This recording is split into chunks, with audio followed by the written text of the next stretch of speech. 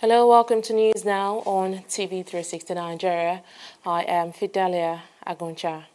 The Nigerian army says it has killed 2 Boko Haram insurgents in Borno State, northeast Nigeria. The terrorists were killed by troops of 112 Task Force Battalion during a patrol between Bale Junction and Ajiri communities in Borno State. The army says the area is believed to be a sleeper cell of Boko Haram terrorists for hibernating. The patrol team engaged the terrorists and neutralized 2 of them, recovering 1 bicycle, clothing and foodstuff. Meanwhile, the Chief of Army Staff, Lieutenant General Tuka Baratai, has commended the troops and directed them to intensify patrols in the general area. The news comes after the Nigerian Air Force also destroyed a Boko Haram camp and a gun truck in 2 separate operations in Borno State. Air Force spokesperson Air Commodore Ibikunle Daramola says the force destroyed the training camp in Malkonori after intelligence reports revealed that the settlement was being used to harbor and train Boko Haram fighters.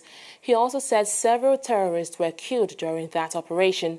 Meanwhile, in a related development, Daramola said troops also destroyed a Boko Haram gun truck seen heading towards Tumbunrego. He says the Air Force is working with ground troops to sustain the momentum of operations with a view to destroying remnants of the terrorists on the fringes of Lake Chad and other areas in northern Borno State. Religious clerics in Nigeria have asked the federal government to ensure the release of Leah Sharibu from Boko Haram captivity. Sharibu is the only one of the Dapchi schoolgirls kidnapped in February 2018 that is yet to be released by the sect. Her other schoolmates were released in March 2018 after negotiations between the sect and the Nigerian government. At a joint press conference, the chairman of the Christian Association in northern Nigeria, Reverend Yakubu Pam, and the chief imam of uphold legislative quarters, Sheikh Mohammed Khalid, once again called for her release. The CAN chairman specifically called on the government to intervene, especially as the reported Boko Haram deadline for her execution draws nearer. The Nigerian police has arrested 16 persons for the murder of a police inspector, Abdul Alfa, in Kogi State. Police spokesperson Jima Moshood also says the suspects are believed to be responsible for the killings of innocent people in Akba town and environs. They were arrested by a special police strike force attached to Operation Absolute Sanity in the state. Jima says the suspects have confessed to being responsible for various kidnappings, murders and ritual killings.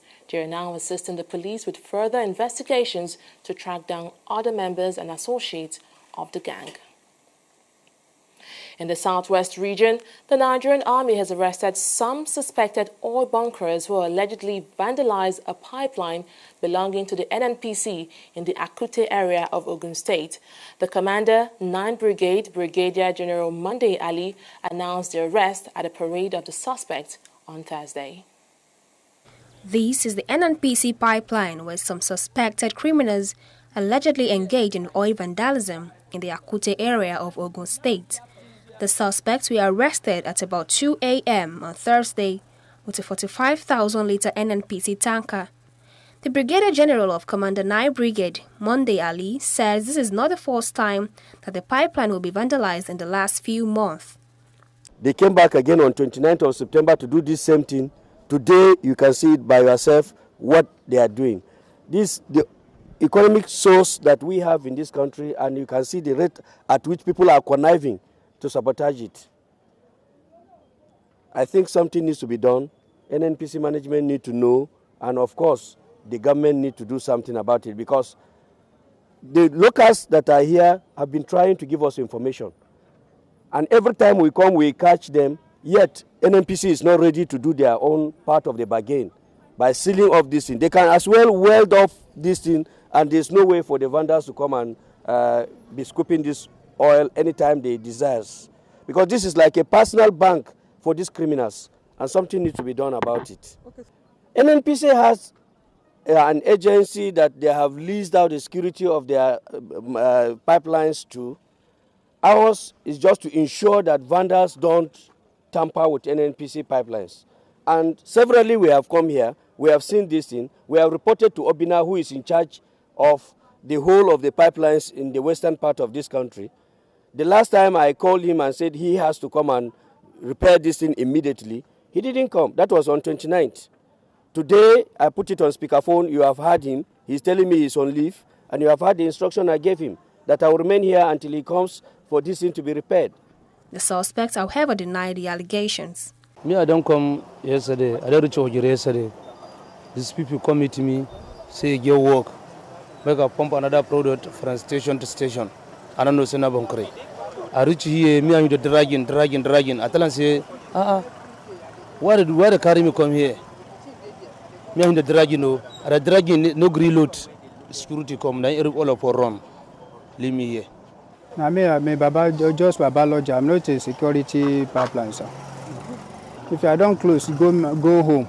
I know they know what they happen here again. This morning, when they call me, where my people for market call me, say they don't say another tanker arrest again. Now I address before I can reach. I reach here. When I reach here, I meet all those soldiers. Before they call say me, they can call me. The man for the last time, first one where it happened. Now since that time, the man don't leave the work, he don't run. As I did, I no get security for market. I no get house here. And I just in the office because I just the place you get just get a lock where they keep something. Now only Ogun I get there. Now ain't there for the other. Now ain't there for us outside there. To protect a market. Rising cases of oil spillage as a result of pipeline vandalism is considered one of the major problems in the oil sector. These criminal acts have significantly affected sources of revenues of government and oil companies operating in the region.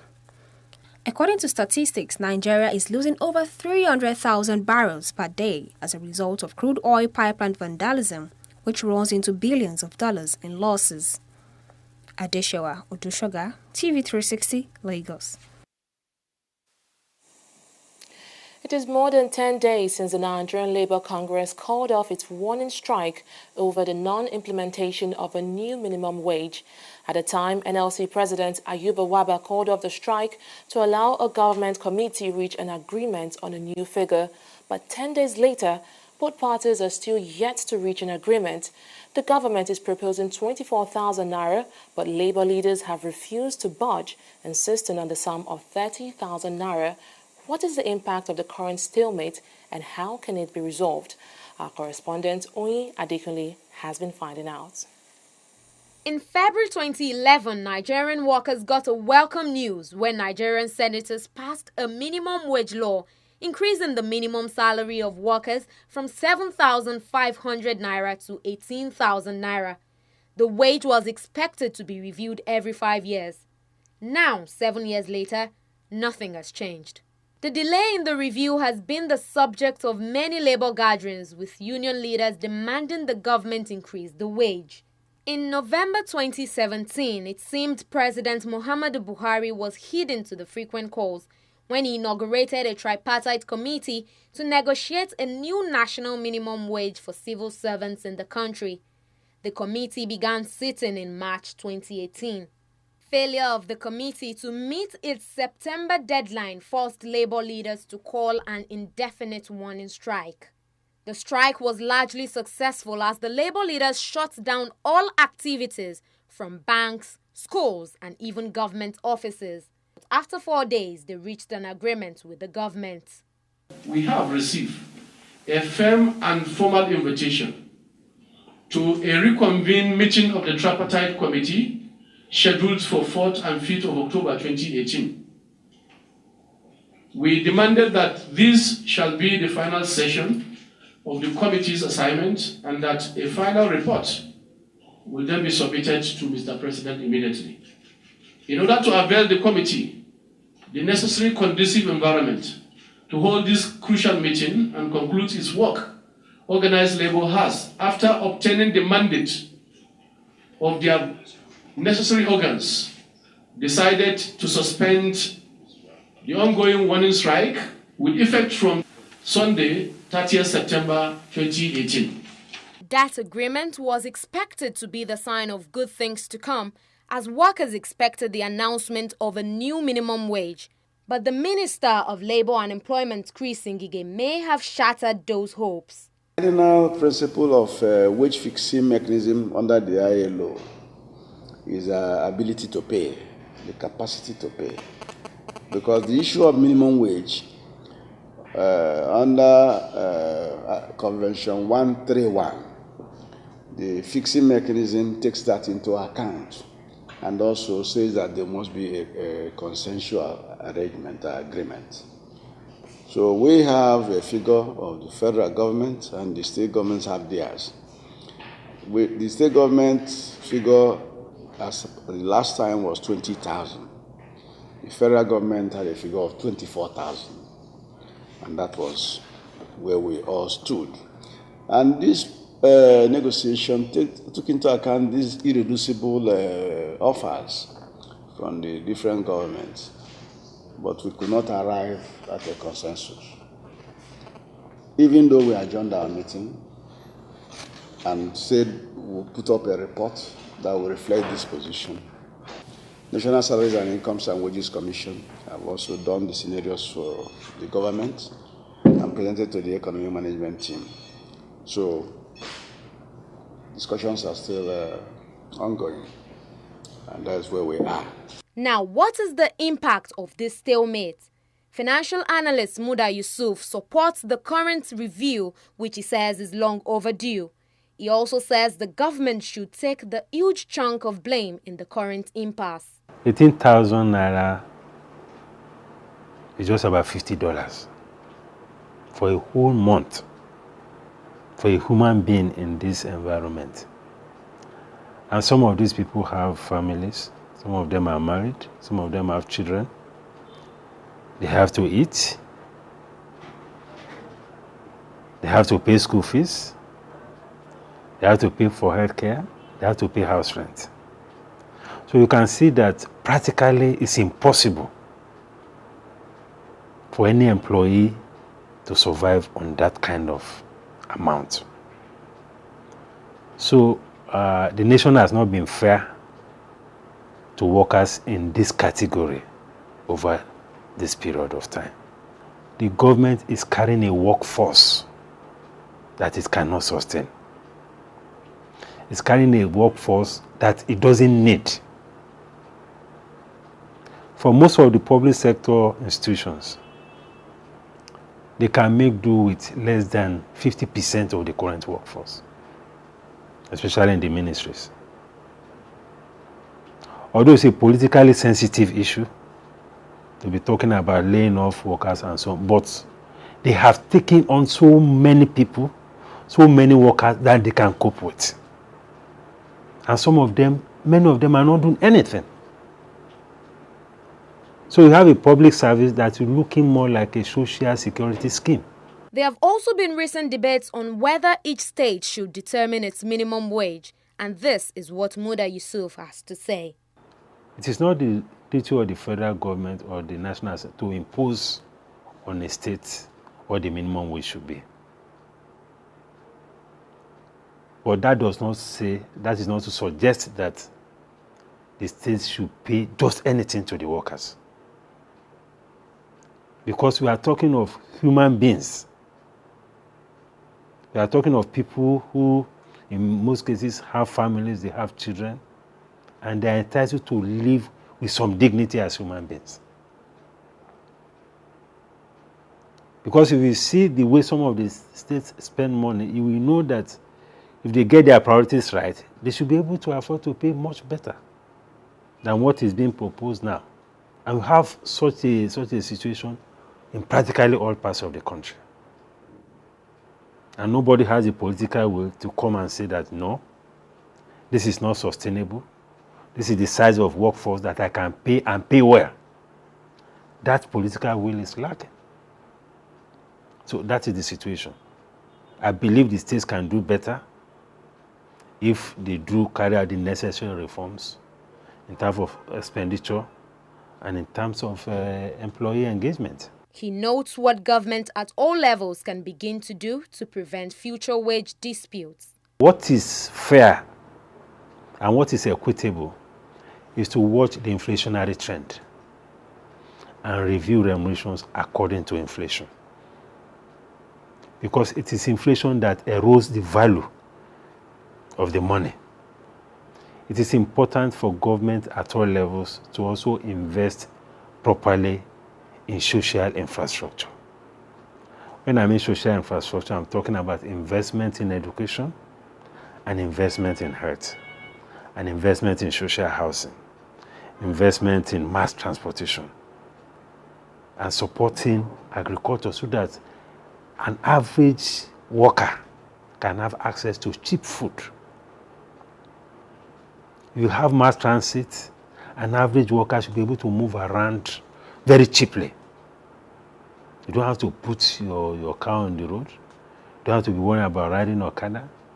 If you have the railway system working, if you have mass transit working, the pressure on the workers will be much less. For now, Labour leaders are insisting that the tripartite committee set up by the federal government has concluded its work and adopted a figure unequivocally. They want government to ensure the implementation of the minimum wage, adding that failure to do so may affect the country's industrial peace and harmony. Oyin Adekunle, TV360, Nigeria. A human rights lawyer, Adeola Oyinlade, has emerged winner of the 2018 International Bar Association's Award for Outstanding Contribution by a Legal Practitioner to Human Rights. The prestigious award was presented to him at this year's BA conference in Rome, Italy. Oyinlade emerged winner ahead of other finalists from many countries across the world. He is best known for his courageous stand for human rights and pro bono legal services to the poor in Nigeria. Up next is news and business after this break. In the last 3 years, we have built a multi-purpose center, which is the envy of all in our constituency. And I can tell you that the people who are living there are already enjoying it. Guy, do you think what this man just said is true? See, I seriously doubt. I'm sure it's one of those their silly lies. Wait. Do you know there's a way to find out if these things he's saying is true or not? This is the Construct app. It gives people like us a sure way to track implementation of constituency projects. It gives valid and verified information on location of projects, amounts allocated, amount funded, the level of job done, and even the profiles of concerned legislators. You and I can post directly on this app. Are you serious? This is the go-to app if you want to know how our Commonwealth is being expanded by the government. Wow. Let's even see if what this man said is true. Show me. The Construct app is developed by Other Paper Nigeria with support from USAID and is available on both Google Play Store and Apple Store. And it's true. Of course, I told you.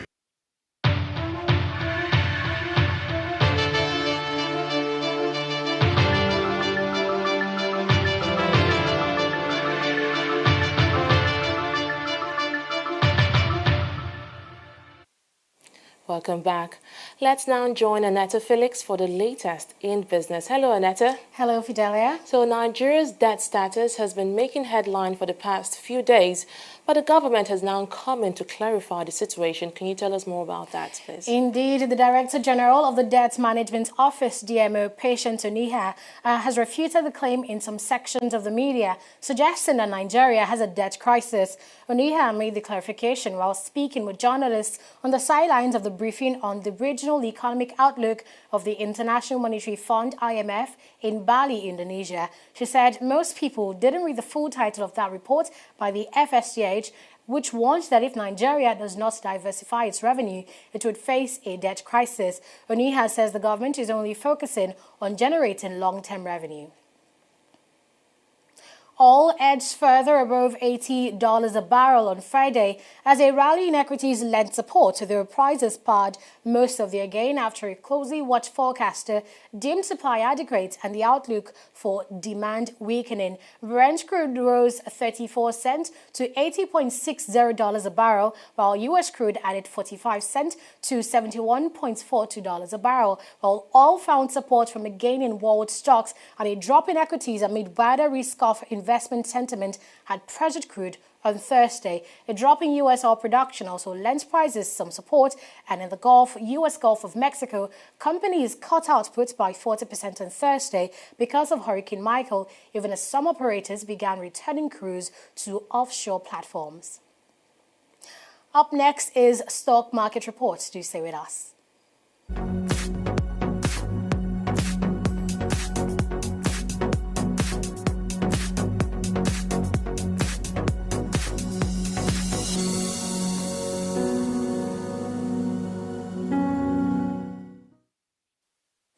Trading on the Nigerian Stock Exchange closed on a positive note for the second consecutive time this week. The all-share index rose from a 0.11% increase on Thursday to a 0.12% increase today, and that's all thanks to the consumer goods sector.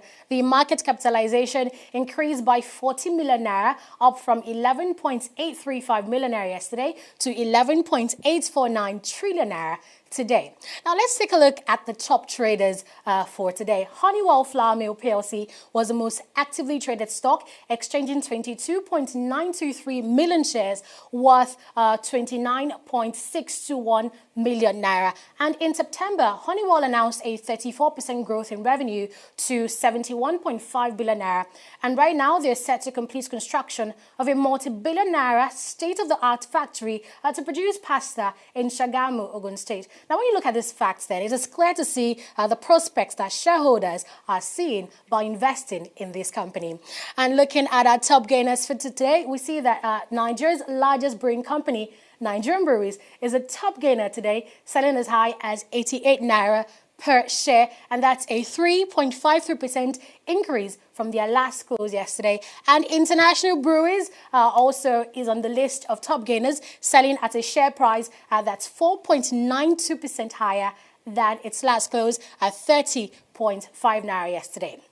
While reverting from its gains yesterday, shares of Nestle Nigeria PLC depreciated by minus 2.10% to close at 1,400 naira per share, and that's followed by Flour Mills of Nigeria PLC, Cadbury and Cotix, which actually is losing for the second consecutive time this week, losing further by 9.93% to close at 3.9 naira.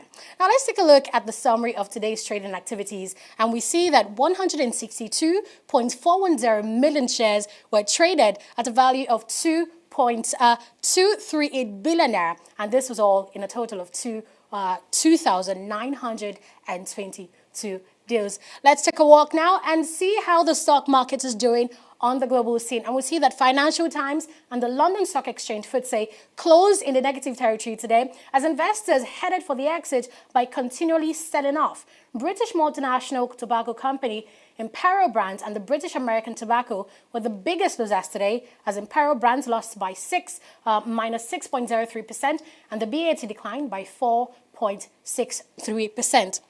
And the Dow Jones recovered from wild sell-offs yesterday to increase by 1.7%. Apple climbed at 2.7%. Amazon jumped to 3.8%. Netflix surged by 4.7%. And Adobe Systems and Microsoft all recorded increases. And generally on the New York Stock Exchange, winners outnumbered losers 8-1. And in Asia, Nikkei also fought back yesterday's losses, appreciating by 0.46%. And that's the latest on the stock market, Fidelia. Well, thank you, Annette, for that in-depth analysis of the stock market. And I guess it would have been a bad day for investors who, put in their money in Nestle, because it had been topping for the past 3 days. Exactly. And the fourth day, it just crashed. I think investors try to make quick gains by, those who placed their money there sold off, and I think that is why Nestle is ending on the losers chart today. Well, thank you once again, Annette. Coming up next is news on the foreign scene and sports. So stay with us. Corruption not in my country. How work? Oh, correct, Oga. What is it that you are doing? Oga, they command the part now. Make we go sell for. Oga, na correct kuza be this o. Oga Titus and him boys them. They do am. They will command the original parts, sell them, make plenty kuza. No wonder our customers bring the generator back to our workshop because they bad. And not because of stuff. Now because they overuse the generator. Plus say NEPA no they give them electricity. Before I open my eye, Makachuku look at my talk in the heaven. Replace this original generator parts back inside this generator of my customer. In short, before una do am, frog jump. One. Frog jump. 1, 2, 1. Stealing of generator parts or changing of original parts to a fake one. That is corruption.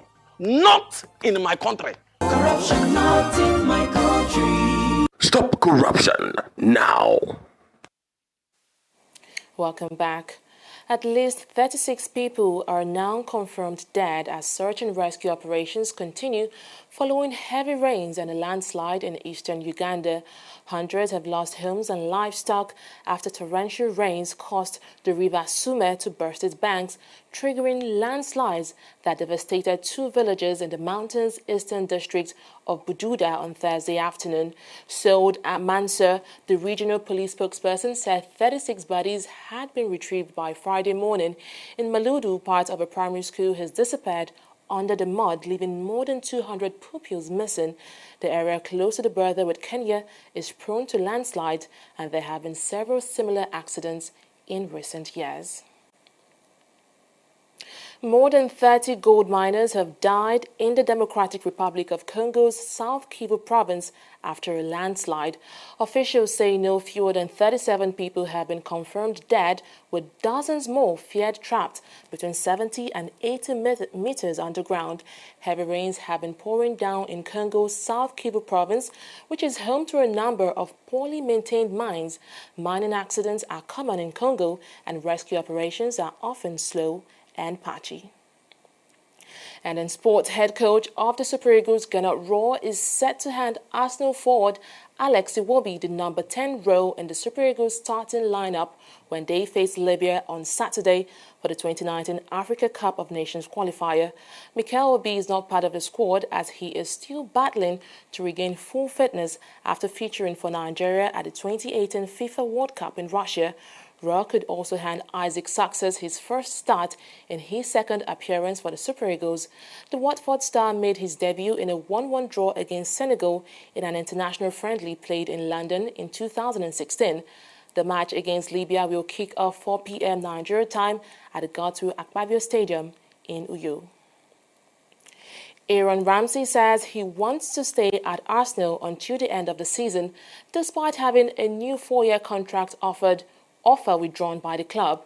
The Wales midfielder deal ends next summer when he could leave for free. The breakdown in talks has raised the prospect of a move in January with Liverpool and Juventus among those linked with the 27-year-old. Usain Bolt has scored his first goals for a professional football team, getting 2 on his maiden start for Central Coast Mariners in a friendly. The Jamaican 8-time Olympic sprint champion scored the Mariners' 3rd and 4th goals in a 4-0 win over MacArthur Southwest and celebrated with his trademark Lightning Bolt pose. Well, that's where we draw the curtain on tonight's bulletin. Thank you so much for being a part of it. Bye for now.